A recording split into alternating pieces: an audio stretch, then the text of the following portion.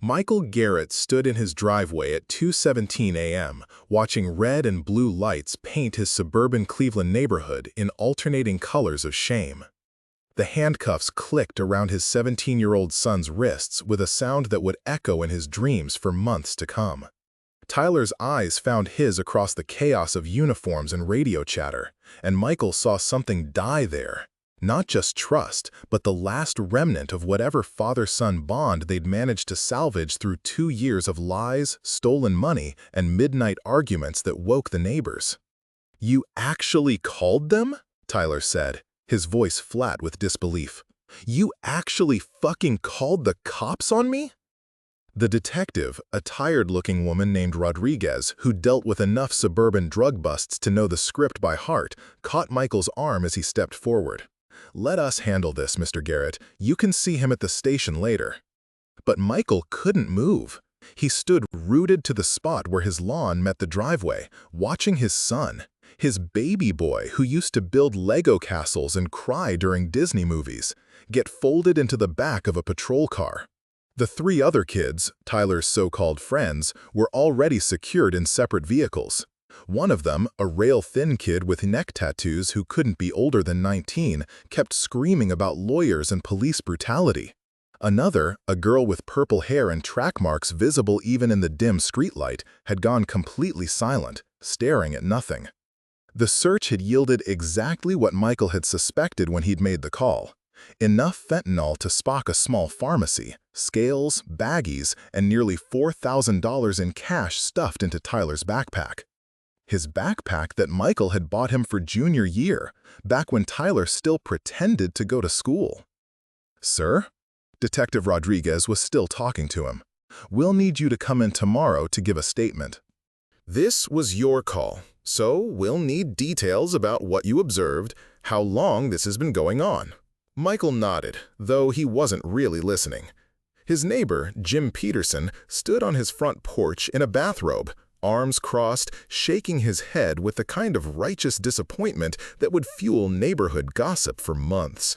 The Hendersons' porch light had clicked on the moment the siren started, and he could see Carol Henderson's silhouette in the window, probably already composing the text she'd send to the homeowners association. "My wife," Michael said suddenly. "Someone needs to call my wife." "Where is she tonight, sir?" "Phoenix. Her mother's having surgery." He pulled out his phone, then stopped. How do you make that call? How do you tell the woman you've loved for 22 years that you've just had your only child arrested?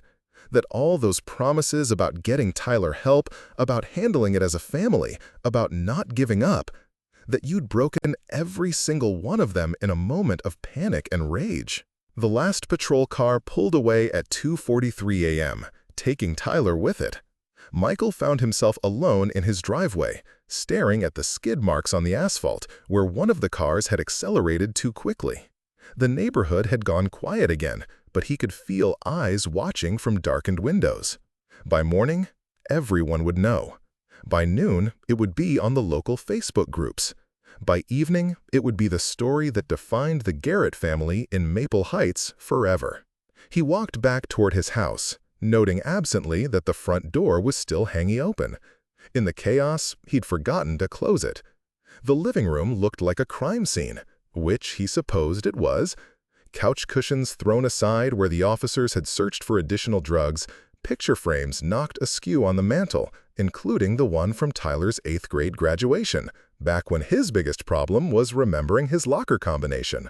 Michael sank into his recliner, the same chair where he'd spent countless evenings watching SportsCenter and convincing himself that Tyler's increasingly erratic behavior was just normal teenage rebellion. The house felt enormous around him, every creak and settling sound amplified in the silence. He could still smell the lingering odor of whatever chemicals had been used to process the drugs, could still see the white residue on Tyler's fingers that had given everything away when he'd tried to hug his father hello. The call to Phoenix couldn't wait until morning. Sarah would never forgive him if she found out from someone else, and in today's connected world, that someone else might be calling within hours. He dialed her number, knowing she kept her phone on loud in case the hospital needed to reach her about her mother. She answered on the third ring, her voice thick with sleep and worry. "Michael? What's wrong? Is Tyler okay?" "Sarah." He closed his eyes, leaning back in the chair that had been his refuge for 15 years. "I need you to sit down." "Oh, God! Michael, what happened? Did he overdose? Is he in the hospital?" "He's not hurt." The words came out flat, rehearsed, though he'd never rehearsed them. "But he's been arrested. I called the police. They arrested him and 3 other kids for drug dealing." The silence on the other end stretched so long that Michael checked to make sure the call hadn't dropped. Finally, Sarah's voice came back, small and distant. "You called the police? On our son?" "Sarah, you didn't see what I saw. They had enough drugs to supply half the county, cash everywhere. These weren't kids experimenting. This was a business, a serious business." "How serious?" Her voice was getting stronger, which meant her anger was building. "Serious enough to destroy his entire future? Serious enough to make sure he can never get into college, never get a decent job, never have a normal life?" Michael stood up, pacing to the window that looked out on the Hendersons' house. Their porch light was still on. "His future was already destroyed, Sarah. We just couldn't see it, or wouldn't see it. Don't you dare put this on me. Don't you dare suggest that I haven't been trying to help him." "Help him what? Get better at lying to us? Because that's all the therapy and the understanding and the second chances have accomplished." Michael's voice was rising, and he forced himself to lower it. Fighting with Sarah wouldn't change anything, and she was dealing with her mother's illness on top of everything else. "I can't believe you did this without talking to me first." "There wasn't time to talk. I came home and found them here, in our house, packaging drugs at our kitchen table. What was I supposed to do? Make them some coffee and ask about their distribution strategy?" Sarah was crying now, the quiet kind that meant she was trying not to wake her mother in the next room. "He's our baby, Michael. He's our baby, and you just threw him to the wolves."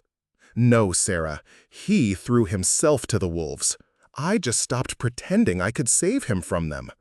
The conversation ended badly, with Sarah hanging up after telling him not to call back until he was ready to fix what he'd broken. Michael stared at his phone for a long time, then set it on the coffee table next to a coaster that read "World's Greatest Dad," a Father's Day gift from Tyler when he was 12 and still thought his father could fix anything. The next morning brought a different kind of chaos. Michael called in sick to work, knowing that Mark Stevenson, his supervisor at the insurance company, would eventually hear about the arrest through the neighborhood grapevine anyway. Better to get ahead of it than to have Mark learn about it from his wife, who played tennis with Carol Henderson. The first reporter showed up at 9:30 a.m. A young kid from the local paper, probably fresh out of college and hungry for any story that might make it past the community calendar. Michael watched him through the living room window, noting the notebook and the way he kept glancing at house numbers to make sure he had the right address. "Mr. Garrett?" The knock was polite but persistent. "I'm Jake Morrison from the Heights Herald. I was hoping I could ask you a few questions about last night's arrests." Michael opened the door just wide enough to look out. Jake Morrison was indeed young, probably Tyler's age, with the eager expression of someone who'd never had to make an impossible choice. No comment. "Sir, I understand this must be difficult, but the community has a right to know about drug activity in their neighborhood. Your son and his associates were allegedly running a significant operation. People are scared." "People are scared," Michael repeated. "Well, that makes 2 of us." He closed the door and walked away, leaving Jake Morrison on the porch to scribble whatever reporters scribble when they're ignored. Through the window, he watched the kid take pictures of the house, probably for the story that would run in tomorrow's edition under a headline about suburban drug dealing. The phone started ringing at 10. First, Jim Peterson, his tone carefully neutral as he asked if there was anything the family needed. Then Sarah's sister Janet, who'd somehow already heard and wanted to know if Sarah was coming home. Then Tyler's former math teacher, Mrs. Kowalski, who'd always believed Tyler was just unmotivated rather than genuinely troubled. "I saw the news on Facebook," she said, her voice heavy with disappointment. "Michael, that boy has so much potential. Surely there was another way to handle this." "Mrs. Kowalski, with all due respect, you haven't seen Tyler in over a year. The boy you remember doesn't exist anymore." "Children don't just disappear, Michael. They get lost, and it's our job to find them again." After he hung up, Michael realized that everyone who called was going to have an opinion about what he should have done differently. Everyone would have a story about someone they knew who turned their life around, about the importance of family loyalty, about the dangers of involving law enforcement in what should be private family matters.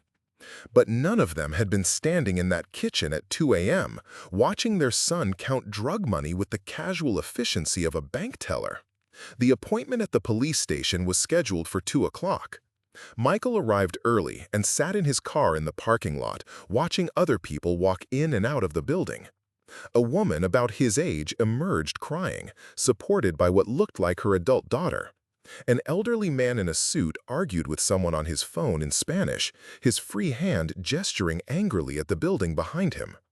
Detective Rodriguez met him in the lobby, looking more rested than she had the night before, but still carrying the weary expression of someone who'd seen too much of humanity's worst impulses. "Mr. Garrett, thank you for coming in. This shouldn't take too long." The interview room was exactly what Michael expected from television: beige walls, fluorescent lighting, a metal table with chairs that had seen better decades. Rodriguez set a digital recorder on the table and asked if he minded being recorded.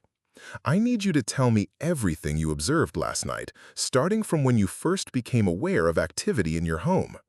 Michael took a breath, organizing his thoughts. "I got home from work around midnight. I work late shifts at the insurance office sometimes, especially when we're closing out the month. The house was supposed to be empty. My wife is in Phoenix with her mother, and Tyler was supposed to be at his friend Danny's house." "But Tyler was home when you arrived." "Not exactly. I heard voices in the kitchen when I came in through the garage. Young voices, but I couldn't make out words. I thought maybe Tyler had come home early and brought Danny with him." Rodriguez nodded, making notes. "What did you observe when you investigated the voices?" "I found 4 kids in my kitchen. Tyler, 2 boys I'd never seen before, and a girl with purple hair. They had drugs spread out on my kitchen table like they were having a business meeting. Scales, plastic bags, cash, pills, powder, the whole operation." "Did you recognize the substances?" Michael shook his head. "I know enough to recognize that it wasn't marijuana. Pills that looked like they might be opioids, white powder, some kind of pressed tablets. And the money? There was a lot of money." "What was your son's reaction when he saw you?" "He'd tried to play it off at first. Said they were just hanging out, that it wasn't what it looked like. But when I asked him to explain what it looked like, he got defensive. Started yelling about how I never trusted him, how I was always assuming the worst." Rodriguez looked up from her notes. "Mr. Garrett, can you tell me how long you've suspected your son was involved with drugs?" The question hit harder than he'd expected. "Honestly, part of me has known for months, maybe longer. Money disappearing from my wallet, expensive clothes and electronics that he couldn't explain, new friends that he wouldn't introduce to us. Staying out all night, sleeping all day. Classic signs, right? But you never contacted us before last night." "No." Michael stared at the recorder, wondering how this conversation would sound to Tyler if he ever heard it. "My wife and we kept thinking we could handle it as a family. We got him into counseling, we set boundaries, we threatened consequences. But every time we thought we were making progress, something else would happen." "What kind of something else?" "Last month, our neighbor's car was broken into. Nothing taken except some prescription medication that was in the glove compartment. Tyler swore he didn't know anything about it, but he'd been asking a lot of questions about the neighbor's work schedule." Michael rubbed his forehead, feeling the headache that had been building since dawn. 2 weeks ago, my wife's jewelry box was ransacked. Tyler said he'd heard a noise and found it that way, but the only things missing were pieces that could be easily pawned. Why didn't you report those incidents? Because proving your own son is stealing from you requires an admission that most parents aren't ready to make. Because we kept hoping we were wrong. Because involving the police feels like giving up on your child. Rodriguez set down her pen. Mr. Garrett, what made last night different? Michael thought about the question. About the moment when something had shifted in his mind from parental concern to genuine fear. The other kids. I'd never seen them before, but they weren't teenagers experimenting with drugs. These were adults, or close to it. Serious people doing serious business. And Tyler wasn't just using their drugs, he was part of their operation. He knew the prices, the quantities, the distribution methods. This wasn't experimentation anymore. This was his job. Are you concerned about retaliation from your son or his associates? The question caught Michael off guard. Retaliation? From Tyler? From anyone involved in the operation. Drug dealing, even at this level, often involves connections to more serious criminal organizations. Michael felt cold. I hadn't thought about that. We'll be investigating those connections, but in the meantime, you should be aware that your decision to involve law enforcement may have consequences beyond the legal ones for your son. After the interview, Michael sat in his car in the police station parking lot, staring at his phone. Sarah had texted 3 times, asking for updates. Tyler's lawyer, a public defender named Marcus Webb, who'd called that morning, wanted to schedule a meeting. The insurance office had called twice, probably wondering if his sick day was related to the story that was undoubtedly spreading through their small professional community. But the text that stopped him cold was from Tyler himself, sent from whatever phone he'd been allowed to use at the juvenile detention center. I hope you're happy. You just ruined my life. Michael stared at the message for a long time, then typed back, "Your life was already ruined. I'm trying to save what's left of it." The response came immediately. "Don't pretend this is about helping me. This is about you protecting your reputation." Michael's hands trembled as he typed, "Son, I would burn my reputation to the ground if it would bring you back to us. But you've been gone for so long that I'm not sure you remember who us is anymore." No response came. The drive home took longer than usual because Michael found himself taking side streets, avoiding the main roads where neighbors might see him. The Heights Herald truck was parked outside the Hendersons' house, and he could see Carol talking animatedly to Jake Morrison while pointing in the direction of the Garrett home. Inside, the house felt different, not just empty, but violated. The police had been thorough in their search, and while they'd tried to put things back where they found them, the subtle displacement of familiar objects served as constant reminders of the night before. A book placed backward on the shelf, couch pillows in the wrong order, kitchen cabinets not quite closed. Michael found himself in Tyler's room for the first time in months. They'd given up trying to keep it clean or organized, settling for a policy of containment as long as the mess didn't spread to the rest of the house. Now, with Tyler gone and the police having searched through everything, the room looked like an archaeological dig through the life of a stranger. Clothes he didn't recognize, in styles he'd never seen Tyler wear. Electronic equipment that looked expensive and new. A notebook filled with what looked like mathematical calculations, but which Michael now realized were probably drug-related transactions. And tucked behind the dresser, a photograph that made his chest tight with grief. It was from Tyler's 13th birthday, the last one they'd celebrated as a truly happy family. Tyler was grinning at the camera, holding up a baseball glove that Michael had saved for months to buy. Sarah stood beside them both, her arm around Michael's waist, her expression full of the uncomplicated joy that comes from watching your child open the perfect gift. Michael remembered taking that picture with the camera's timer, remembered the three of them squeezing together on the couch, remembered Tyler insisting they take just one more because he wanted to make sure his new glove was visible. Three people who genuinely liked each other, who looked forward to spending time together, who believed that love was enough to solve any problem that might arise. When had that version of Tyler disappeared? When had the sweet, enthusiastic boy been replaced by the sullen stranger who communicated mainly through eye rolls and slammed doors? Michael knew it hadn't happened overnight, but the gradual nature of the change had made it almost invisible until the distance between who Tyler had been and who he'd become seemed impossible to bridge. The phone rang, jarring him from his memories. Sarah's number appeared on the screen. "I'm coming home," she said without preamble. "I'm getting on a plane tonight." "Sarah, you don't need to." "Yes, I do. Whatever's happening with your mother can wait. Tyler needs us. Tyler needs help that we can't give him. Tyler needs parents who don't give up on him the first time things get difficult." Michael felt his temper flare. The first time? Sarah, this isn't the first time. This isn't even the 10th time. Sarah, this is the culmination of 2 years of escalating problems that we've been pretending we could solve with love and understanding and family meetings. So your solution is to throw him away? My solution is to stop enabling his self-destruction by pretending it isn't happening. Sarah was quiet for so long that Michael wondered if she'd hung up. Finally, she spoke, her voice careful and controlled. "When I get home tomorrow, we're going to figure out how to fix this, together.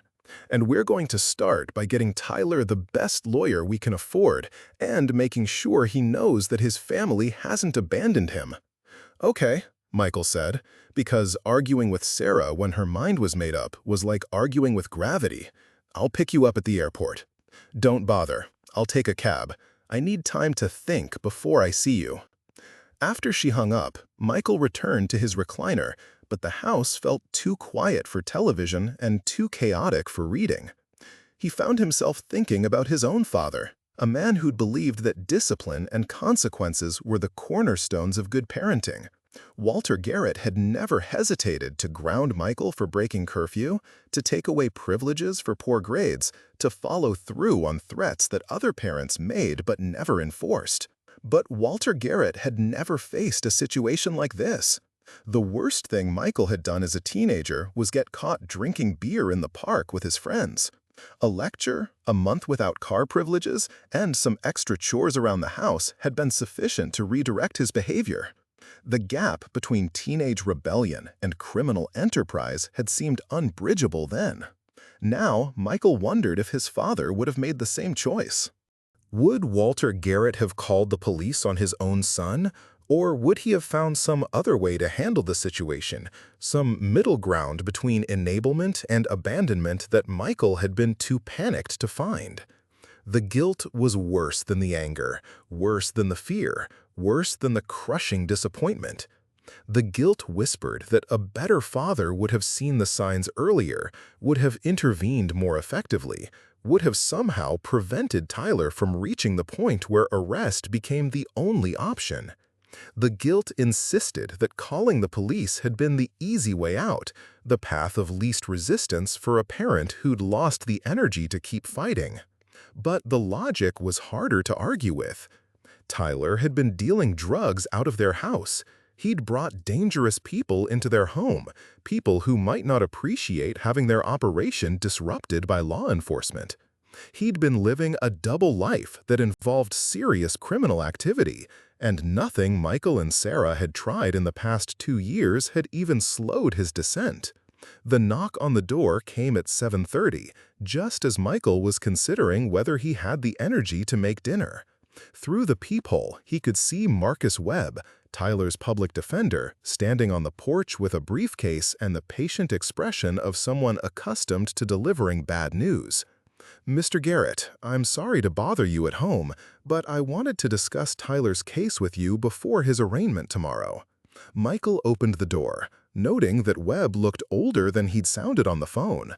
probably in his 40s, with the slightly rumpled appearance of someone who carried too many cases and drank too much coffee. "Come in. Would you like something to drink? Coffee would be great if you have it." They sat at the kitchen table, the same table where Tyler and his friends had been conducting their business 12 hours earlier. Webb spread out papers and files, creating an organized workspace that somehow made the situation feel more manageable. "I've reviewed the police report and spoken with Tyler this afternoon," Webb began. "The charges are serious: possession with intent to distribute, maintaining a drug house, and conspiracy. Given the quantities involved and his age, he's looking at adult charges." Michael felt the coffee turn bitter in his mouth. Adult charges? The prosecutor has discretion in cases involving 17-year-olds, especially when the charges involve this level of criminal activity. The good news is that Tyler has no prior arrests. The bad news is that the evidence is overwhelming. What kind of evidence? Webb consulted his notes. The drugs were found in his possession and in his bedroom. The scales had his fingerprints. His phone contains text messages that clearly reference drug transactions. And then there's your statement to the police. My statement? Mr. Garrett, you provided a very detailed account of what you observed. That statement is going to be central to the prosecution's case. Michael set down his coffee cup, his hand not quite steady. "Are you saying I shouldn't have told the truth?" "I'm saying that your cooperation with the police has made it very difficult to mount any kind of defense based on the Fourth Amendment or illegal search and seizure. They were invited into your home by the homeowner who witnessed criminal activity. Everything they found will be admissible." "What are you recommending?" Webb leaned back in his chair, the posture of someone preparing to deliver unwelcome advice. "Plea bargain. The prosecutor might be willing to reduce the charges in exchange for Tyler's cooperation in identifying his suppliers. Community service, probation, maybe some time in a juvenile facility for drug rehabilitation. And if he doesn't cooperate? If this goes to trial and he's convicted on all charges, we're looking at serious prison time. Maybe 10 years, maybe more." Michael felt dizzy. He's 17 years old. "Mr. Garrett, I need you to understand something. Your son wasn't just using drugs or even just selling them to friends. Based on what was found in your house, he was part of a distribution network that was moving serious quantities of serious drugs. Fentanyl kills people. The prosecutor isn't going to treat this like teenage experimentation. What does Tyler say about a plea bargain?" Webb's expression was carefully neutral. Tyler is angry, very angry. Right now, he's more focused on how he feels betrayed by his family than on the legal consequences he's facing. He's not thinking clearly about his options. "Is he blaming me?" "Mr. Garrett, I think Tyler is blaming everyone except himself. That's not unusual for someone his age in this situation, but it's going to make it harder to get him to make smart decisions about his case." After Webb left, Michael walked through his house turning on lights, trying to dispel the gloom that seemed to seep from the walls. The normalcy of the routine, check the locks, turn off the coffee maker, put away the dishes, felt surreal after the conversation about plea bargains and prison sentences. He called his brother David in Portland, needing to hear a familiar voice that wouldn't judge him for the choice he'd made. David answered on the second ring, the sound of children laughing in the background. "Michael, how are things? I was just thinking about you guys." "Not good, David. Not good at all." Michael told him everything, from finding Tyler and his friends in the kitchen to the conversation with the public defender. David listened without interrupting, asking only occasional questions for clarification. "Jesus, Mike, I'm sorry. I don't even know what to say. Say I did the right thing. Say that calling the police was the only choice I had." David was quiet for a moment.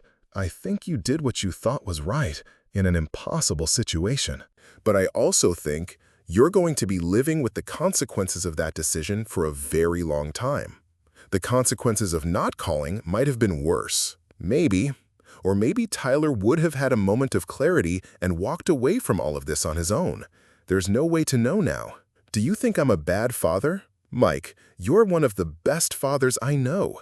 Remember when Tyler broke his arm when he was 9 and you spent 3 days sleeping in that uncomfortable hospital chair because he was scared? Remember how you coached his little league team for 5 years even though you hate baseball? Remember how proud you were at his middle school graduation? That feels like a different person. Both of us. It was a different time, but the love is the same, even if everything else has changed. After they hung up, Michael found himself looking through photo albums, searching for clues he might have missed about when things started to go wrong. Tyler at 10, grinning with his missing front teeth. Tyler at 12, serious and focused as he worked on a science project. Tyler at 14, rolling his eyes at the camera but still willing to pose for family pictures. The change wasn't dramatic in any single photo, but the progression was clear when viewed as a whole. The genuine smiles becoming forced. The easy physical affection with his parents becoming awkward distance. The bright, engaged expression becoming guarded and suspicious. Sarah arrived home the next afternoon while Michael was at Tyler's arraignment.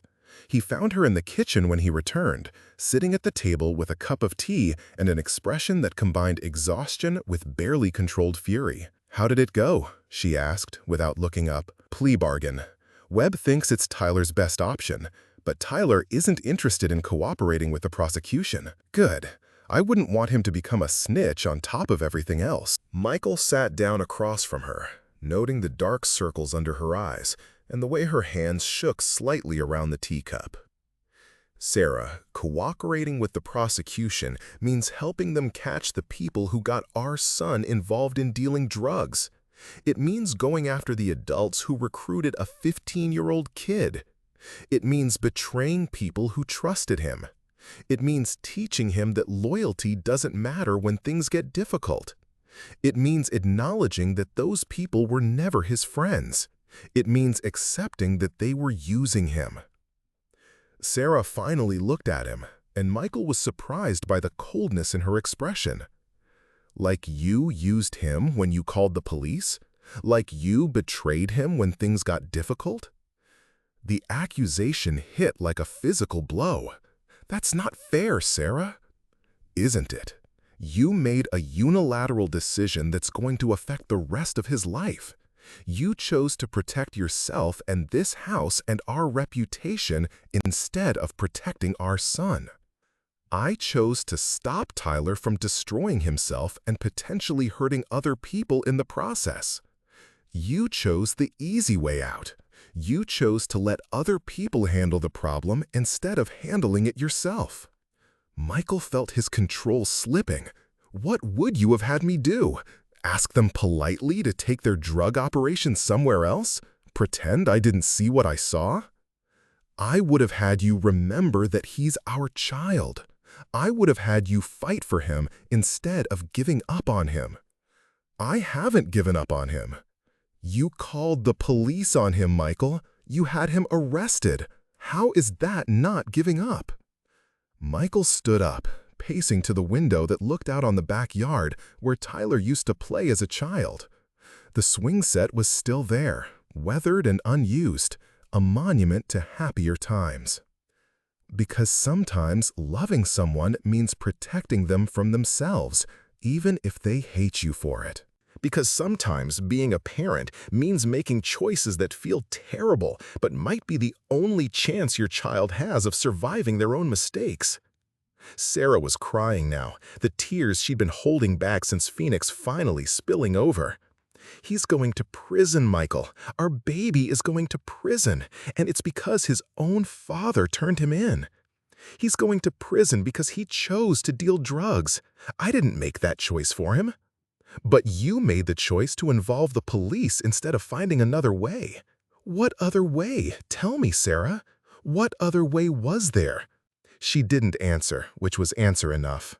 They both knew there hadn't been another way, just as they both knew that knowledge didn't make the guilt any easier to bear. That evening, they sat in the living room watching the local news, waiting to see if Tyler's arrest would be mentioned. The lead story was about a factory closure that would affect 300 jobs. The second story was about a debate over the city budget. The third story was about drug arrests in suburban Maple Heights.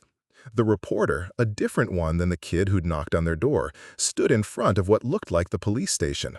4 juveniles were arrested Tuesday night in connection with a significant drug distribution operation based in this quiet residential neighborhood.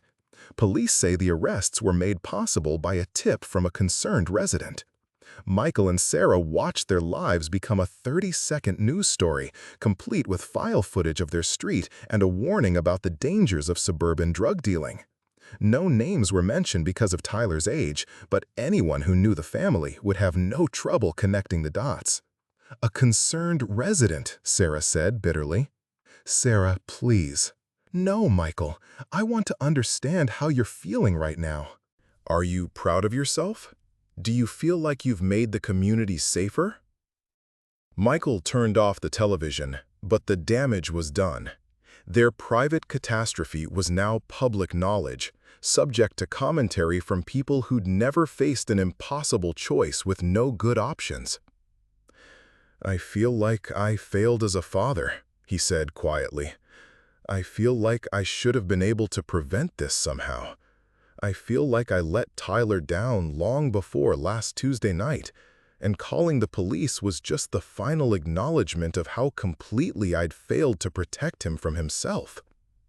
Sarah's anger seemed to deflate at his admission. "Mike, but I also feel like I would do it again, even knowing how much he hates me for it, because the alternative was watching him disappear completely into a world that was going to kill him." They sat in silence for a long time, both of them staring at the blank television screen and thinking about the son they'd lost long before his arrest. The next few weeks established a routine of sorts. Michael returned to work, enduring the carefully neutral expressions of his colleagues and the weight of conversations that stopped when he entered a room. Sarah threw herself into Tyler's defense, meeting with lawyers, researching legal precedents, and visiting Tyler every day at the juvenile detention center. Tyler refused to see Michael. "He says he has nothing to say to you," Sarah reported. "He says you made your choice, and now he's making his." The prosecutor's office made their plea offer official. Tyler would plead guilty to reduced charges, serve 2 years in a juvenile facility followed by 3 years of probation, and provide information about his suppliers and associates. Tyler rejected the offer. "He says he won't be a snitch," Webb explained during a meeting in his cluttered office. "He says he'd rather take his chances at trial." "Even if that means 10 years in prison?" Michael asked. "He's 17, Mr. Garrett. 17-year-olds don't really understand 10 years. To him, it's an abstract concept, not a real chunk of his life." "Can you explain it to him?" "I've tried. But right now, Tyler is more focused on proving a point about loyalty and betrayal than on protecting his future." Michael left the meeting feeling more helpless than angry. Tyler was making decisions based on emotions rather than logic, and there was nothing Michael could do to change his mind. Worse, Michael's presence in Tyler's life had become counterproductive. Every attempt to help was seen as further betrayal. The trial was scheduled for 6 weeks later. In the meantime, Michael found himself living in a strange suspended animation, going through the motions of normal life while waiting for a verdict that would determine whether his son spent the next decade in prison. The neighborhood had moved on from the excitement of drug arrests, but the aftermath lingered in small ways. Fewer waves from neighbors, conversations that became awkward when Tyler's name came up. The Hendersons' teenage daughter, who used to babysit for them years ago, now crossed the street rather than walk past their house. "They're afraid it's contagious," Sarah said one evening after watching Carol Henderson hurry past their driveway without making eye contact. "They're afraid that whatever went wrong with Tyler might spread to their kids." "Maybe they're right to be afraid," Michael replied. "Maybe I would have been afraid too if this had happened to someone else's family." "This isn't some disease, Michael. This is our life." "I know. But I also know that a month ago, I thought drug dealing was something that happened to other people's children. I thought we were immune because we were good parents with good values living in a good neighborhood. Sarah was quiet for a moment, then spoke without looking at him. Do you still think we were good parents? The question hung in the air between them, unanswerable and necessary. Michael thought about all the decisions they'd made, all the signs they'd missed, all the conversations they'd avoided because addressing the problem directly felt too scary. I think we were parents who loved our son and did the best we knew how to do, he said finally. I think that wasn't enough, but I don't know what would have been. Sarah turned to look at him then, and for the first time since she'd returned from Phoenix, her expression softened slightly. I keep thinking about when he was little. Remember how he used to have those nightmares, and the only thing that would calm him down was sitting between us in bed while we read to him? Michael remembered. Tyler would climb into their bed at 2 in the morning, shaking from whatever monsters had visited his dreams, and they would take turns reading from whatever book was on his nightstand until he fell asleep again.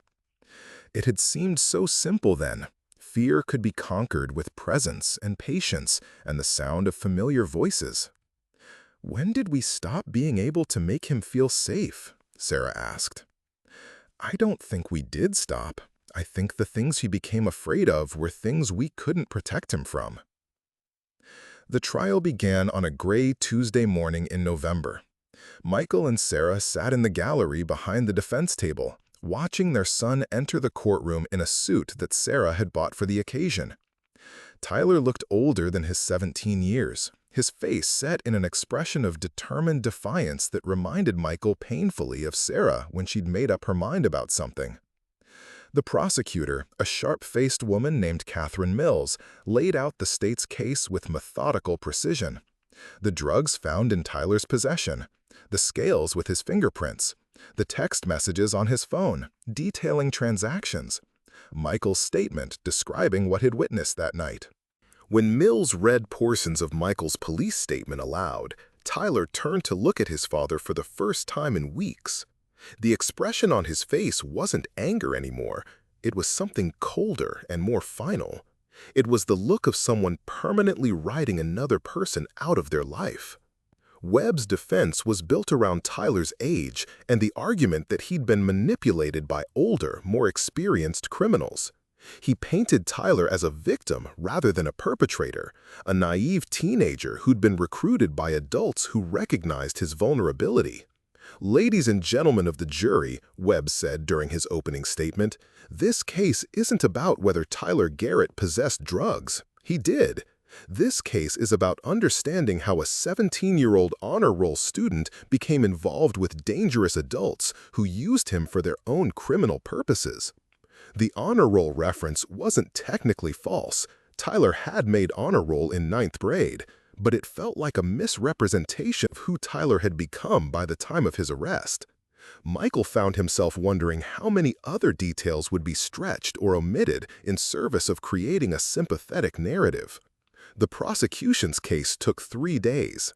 They called the arresting officers, who testified about the quantities of drugs found and Tyler's behavior during the arrest. They called a DEA agent who explained the street value of the substances and the typical structure of distribution networks. They called Michael.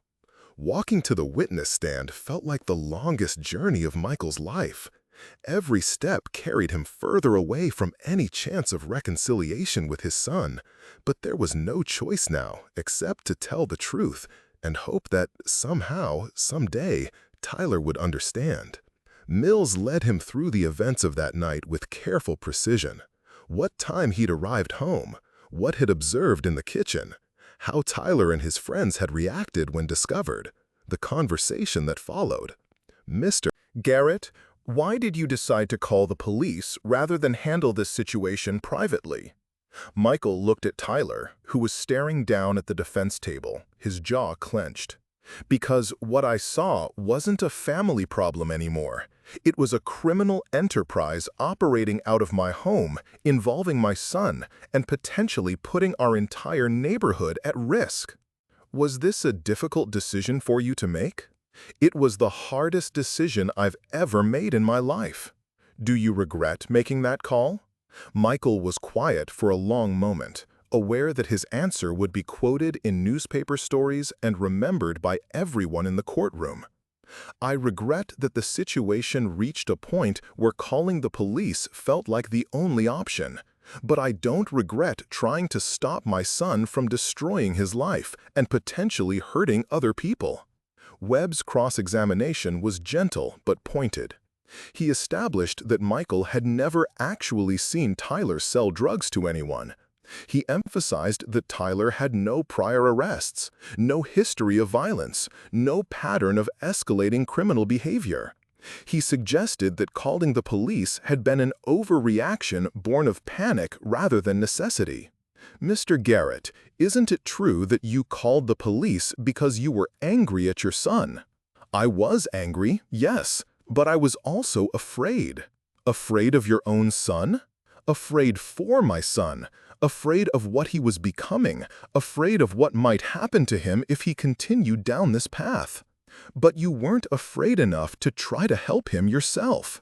The question stung because it touched on Michael's deepest fear, that he'd taken the easy way out, that a better father would have found another solution. I had been trying to help him for 2 years. This was the end result of all my efforts to help him. When Michael returned to his seat, Sarah reached over and squeezed his hand, the first physical affection she'd shown him since returning from Phoenix. It was a small gesture, but it felt like forgiveness, or at least the beginning of understanding. Tyler's defense took 2 days. Webb called a parade of character witnesses, former teachers, neighbors, family friends, who testified to Tyler's intelligence, his potential, his fundamental goodness beneath the poor choices. He called a psychologist who explained how adolescent brain development made teenagers particularly susceptible to peer pressure and poor decision-making. Tyler himself took the stand on the second day of his defense, against Webb's advice and over Sarah's objections. Watching his son sworn in as a witness in his own criminal trial felt surreal, like watching a movie about someone else's life. Tyler's testimony was defiant rather than remorseful. He admitted to possessing the drugs, but denied that he was a dealer in any meaningful sense. He claimed he was holding the substances for friends, that the money found was his savings from a part-time job, that the scales belonged to one of the other kids. "I never sold drugs to strangers," Tyler said, looking directly at the jury. "I never hurt anybody. I was just trying to help my friends." Mills' cross-examination was devastating. She walked Tyler through his text messages, showing clear evidence of drug transactions. She presented bank records showing no evidence of the part-time job he'd claimed. She demonstrated that his story about holding drugs for friends was contradicted by the quantities found and the way they were packaged. "Mr. Garrett, you testified that you were just trying to help your friends. Can you explain how selling fentanyl to high school students was helping them?" "I wasn't selling fentanyl." "What were you selling?" Tyler's composure finally cracked. "I don't have to answer that." "Mr. Garrett, you're under oath. What substances were you selling to your friends?" "I want to go back to my cell." The judge instructed Tyler to answer the question, but Tyler had shut down completely, staring at the defense table and refusing to speak. Webb requested a recess, and when court resumed an hour later, Tyler's demeanor had shifted from defiant to defeated. The jury deliberated for 6 hours. Michael and Sarah waited in the hallway outside the courtroom, making awkward conversation with Webb and watching other families navigate their own legal crises. A woman about Sarah's age sat crying while her lawyer explained something in hushed tones. An elderly man paced the hallway, talking urgently into his phone in what sounded like Russian. When the jury returned, their faces gave away nothing. Tyler stood as the verdicts were read. Guilty on all counts. The judge scheduled sentencing for the following week and ordered Tyler to remain in custody pending that hearing. As the bailiff led Tyler away, he turned to look at his parents one last time. The anger was gone from his expression, replaced by something that looked like grief. Sarah started to cry, the quiet, desperate kind of crying that comes when you realize that love isn't enough to fix what's broken. Outside the courthouse, Webb tried to manage their expectations about sentencing. Judge Morrison has discretion within the guidelines. Tyler's age and lack of prior record work in his favor, but the jury's verdict on all counts works against him. We're probably looking at 3 to 5 years. 3 to 5 years, Sarah repeated, as if testing how the words sounded. He'll be 22 when he gets out. His entire young adulthood gone. Sarah, Michael started, but she held up a hand to stop him. I know you think this is better than 10 years. I know you think we're lucky that he wasn't tried as an adult. I know you think this might save his life. But right now, I can't see past the fact that our son is going to prison. The sentencing hearing was shorter than the trial, a brief formality where Tyler was given the opportunity to address the court. He stood at the defense table, looking smaller than he had during the trial, and spoke in a voice barely loud enough for the gallery to hear. I want to say I'm sorry to my parents for disappointing them. I want to say I'm sorry to the community for bringing drugs into their neighborhood. I know I made bad choices, and I know I have to pay for them. Judge Morrison sentenced Tyler to 4 years in state prison with the possibility of parole after 2 years.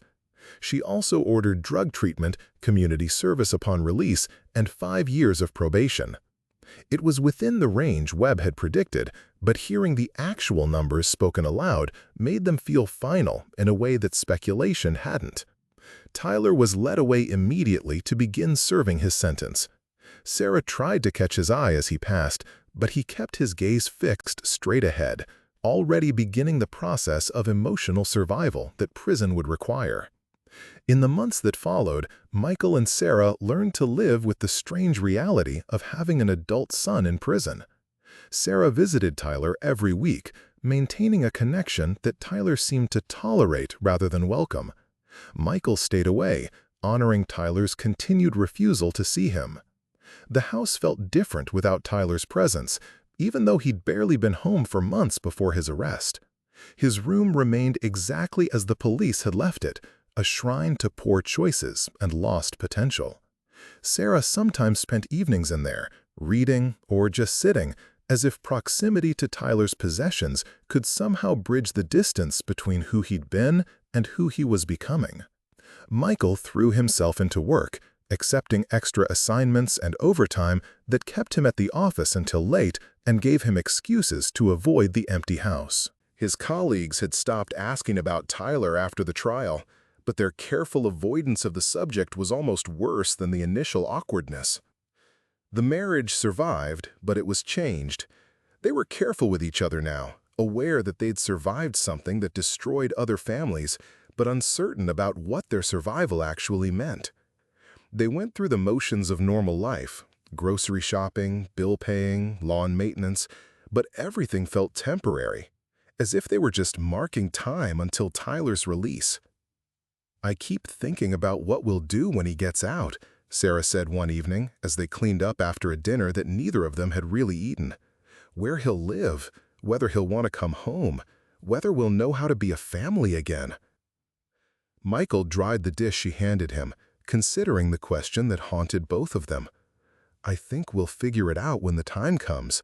I think we'll probably make some mistakes, but we'll figure it out. Do you think he'll ever forgive you? It was the question Michael asked himself every night before falling asleep, the fear that lived underneath all his justifications and rationalizations. I don't know. I hope so. But even if he doesn't, I think I made the right choice. Even knowing how much he hates you for it? Especially knowing how much he hates me for it, because his hatred means he's alive to feel it. And someday, maybe, he'll be alive to feel something else, too. 2 years later, Tyler was released on parole. He was 20, looked older, and had the careful, watchful expression of someone who'd learned to survive in a dangerous place. He moved into a halfway house across town, took a job at a warehouse, and began the slow process of rebuilding a life that had been derailed at 17.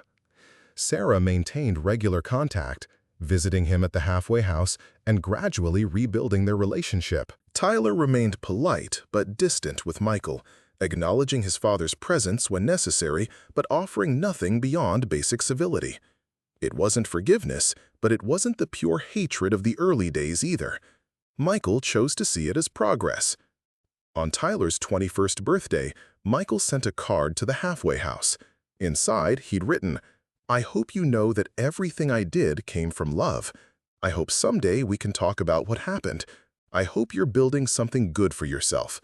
I'm proud of the man you're becoming." Tyler never responded to the card, but Sarah mentioned that she'd seen it on Tyler's dresser during one of her visits. It was a small thing, but Michael chose to see it as hope. Years passed.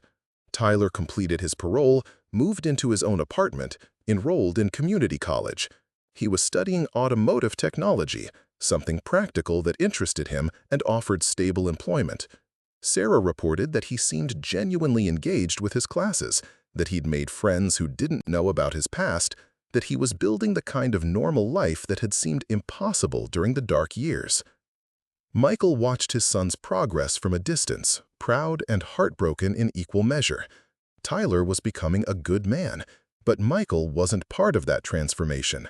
He was the father who'd called the police, the parent who'd chosen justice over loyalty, the man who'd loved his son enough to let him hate him. On a Tuesday evening in March, nearly 5 years after Tyler's arrest, Michael's phone rang. Tyler's number appeared on the screen for the first time since the night in the kitchen. "Dad?" Tyler's voice was different, deeper, more careful, but recognizably his son's. "Could we maybe get coffee sometime? I think we should talk." Michael closed his eyes, feeling something that had been tightly wound in his chest for years finally begin to relax. "I'd like that very much." "I'm not ready to forgive you," Tyler said quickly. "I want you to know that." "I'm not calling because I've decided you were right. I'm calling because I think I'm finally ready to try to understand why you did what you did." "That's all I can ask for," Michael replied. "That's more than I hoped for." They made plans to meet the following Saturday at a coffee shop neither of them had been to before, neutral territory for a conversation that was 5 years overdue. Michael spent the week thinking about what he would say, how he would explain decisions that still felt impossible even with the benefit of hindsight. When Saturday came, he arrived early and waited, watching the door and wondering if Tyler would actually show up. At exactly 3 o'clock, Tyler walked in, and Michael felt his breath catch. His son had grown into his adult features, had developed the confident posture of someone who'd survived difficult things and learned from them. He looked like a man Michael would be proud to know, even if they weren't related. Tyler ordered coffee and sat down across from his father, studying Michael's face as if trying to reconcile memory with reality. They sat in silence for a moment, two men who shared everything and nothing, connected by blood and separated by choices that couldn't undone. "I've been thinking about that night," Tyler said finally, "about what you saw when you came home, about what you must have thought." Michael waited, not wanting to interrupt whatever Tyler needed to say. "I've been thinking about the kids I was with, about where they ended up. Marcus got arrested again 6 months after our thing. Armed robbery this time.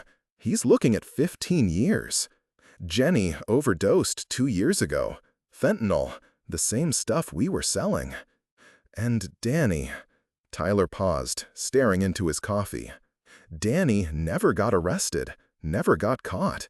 He's running a bigger operation now, has kids working for him who are younger than I was."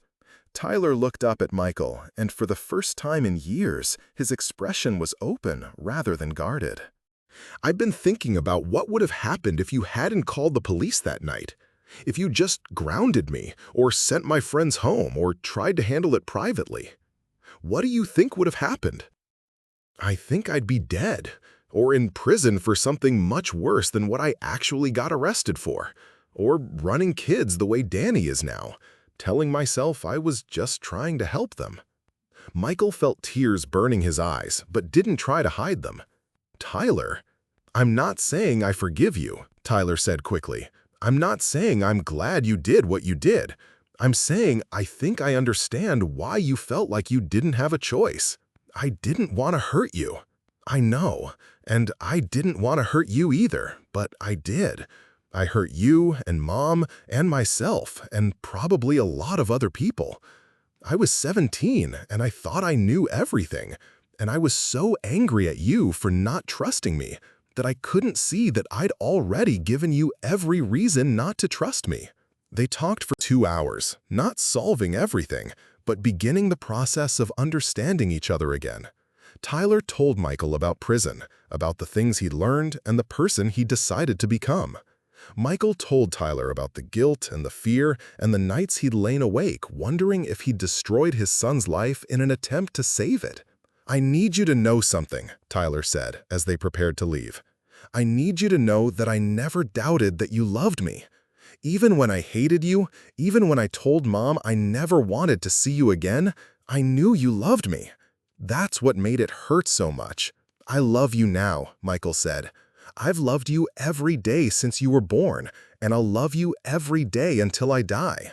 Nothing you do will ever change that. Tyler nodded, his own eyes bright with unshed tears. I know, and I think maybe, someday, I'll be able to love you back the way I used to. But not yet. Not yet is okay, Michael said. Not yet is better than never. They hugged briefly at the door of the coffee shop, an awkward embrace that nonetheless felt like a beginning. Tyler promised to call again, to keep working on understanding and forgiveness. Michael promised to be patient, to let Tyler set the pace of their reconciliation. Walking to his car, Michael thought about the man Tyler was becoming and the father he himself had tried to be. The choices he'd made that night 5 years ago still felt impossible, still carried weight that would never fully lift. But for the first time since watching Tyler get arrested in their driveway, Michael felt something like peace. He'd saved his son's life by destroying their relationship. He'd chosen love over loyalty, consequences over enabling, truth over comfort. The cost had been enormous. But sitting across from Tyler in that coffee shop, seeing the man his son was becoming, Michael knew he would make the same choice again. Love, he'd learned, sometimes meant being willing to be hated by the person you loved most. Sometimes it meant accepting that doing the right thing felt like doing the wrong thing. Sometimes it meant trusting that time and truth would eventually reveal the wisdom in choices that felt like betrayal. Tyler was alive. Tyler was clean. Tyler was building a good life for himself. And maybe, someday, Tyler would be his son again in all the ways that mattered. For now, that hope was enough.